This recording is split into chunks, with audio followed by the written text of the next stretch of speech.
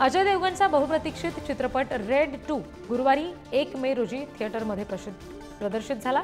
Red 2 हा 2018 मधील superhit चित्रपट रेडचा सिक्वल आहे आणि या चित्रपटाचा ट्रेलर प्रदर्शित झाल्यानंतर चित्रपटाबद्दल प्रेक्षकांमध्ये उत्सुकता होती। सिनेमागृहात रेड 2 ला प्रेक्षकांकडून सकारात्मक प्रतिसाद मिळतोय।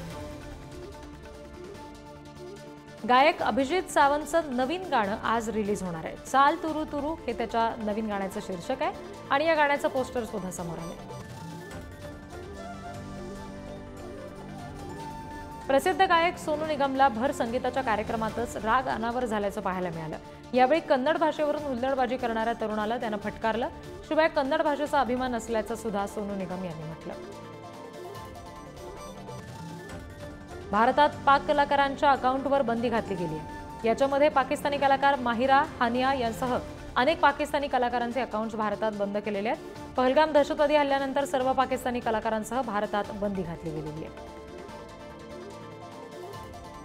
अभिनेत्री श्रिया पिळगावकर आपल्या सोशल मीडियाच्या माध्यमातून नेहमी चर्चेत राहते आणि यावेळी तिने एका जाहिरातीसाठी शूट करताना पारंपरिक भारतीय पेहराव केल्याचं पाहायला मिळते।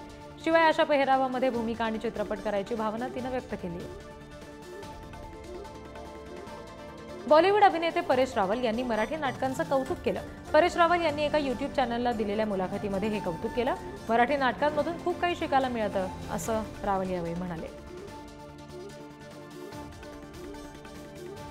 बॉलिवूडचा प्रसिद्ध रॅपर बादशाह नुकताच त्याच्या आलेल्या गाण्यामुळे अडचणीत सापडलाय। वेल्वेट फ्लो या गाण्यामध्ये ख्रिश्चन धर्माबद्दल वापरल्या गेलेल्या शब्दावरून आक्षेप घेतला गेला। बिग बॉस विजेत्या सूरजचा झापूक झोपूक चित्रपट नुकताच प्रदर्शित झाला आणि हा सिनेमा पाहिल्यानंतर अंकिता वालावलकरनं पोस्ट केली आहे। आतापर्यंत 3-4 वेळा बघितला।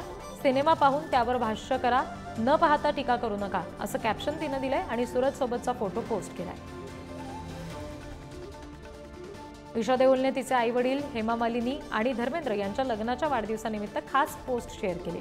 पोस्टमध्ये तिने हेमा मालिनी आणि धर्मेंद्र यांचा एक सुंदर फोटो शेअर केलाय, शुभेच्छा दिल्या। ईशाने शेअर केलेल्या फोटोला चाहत्यांचा सुद्धा उत्तम प्रतिसाद मिळालाय। नुकताच सिडनीमध्ये झालेल्या कॉन्सर्टबद्दल आर्या आंबेकरनं पोस्ट लिहिली। मी अजूनही सिडनीत झालेल्या माझ्या सोलो कॉन्सर्टच्या आनंदात आणि प्रेमात आहे। कॉन्सर्टला अनेक जणांनी हजेरी लावली, ती संध्याकाळ अविस्मरणीय बनवली। मी पुन्हा यायला आतुर आहे अशी पोस्ट आर्याने केली।